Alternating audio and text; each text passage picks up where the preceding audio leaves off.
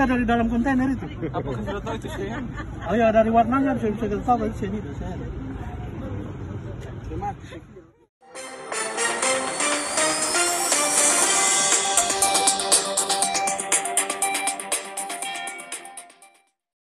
Kami wartakan, ratusan ikan mati di Pelabuhan Namlea akibat sebuah kontainer jatuh ke laut pada Selasa, 28 Maret 2023.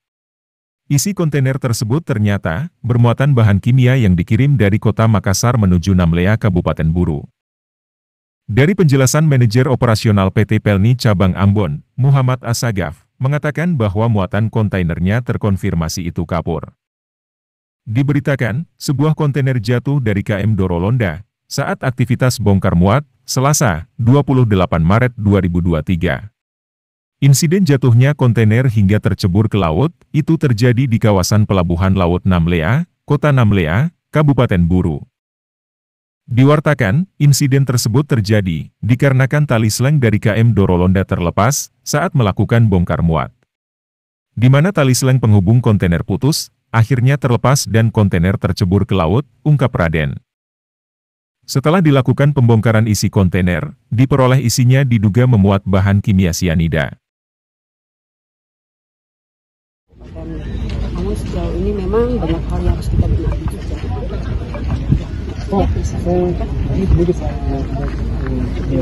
Ini kan dugaan pencemaran air laut, toh.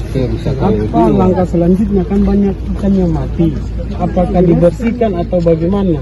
Karena itu kan limbah juga dalam kalau dibiarkan begitu, toh.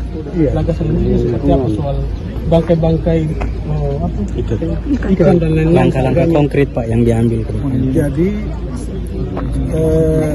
sambil menunggu ahli dari Umpati, dalam Undang-Undang 32 itu pasal 100 saya lupa, tapi intinya kalaupun terjadi pencemaran di satu areal, maka misalnya itu pengusaha atau orang atau pelakunya itu diwajibkan untuk merehabilitasi kawasan yang rusak, menjadi tanggung jawabnya.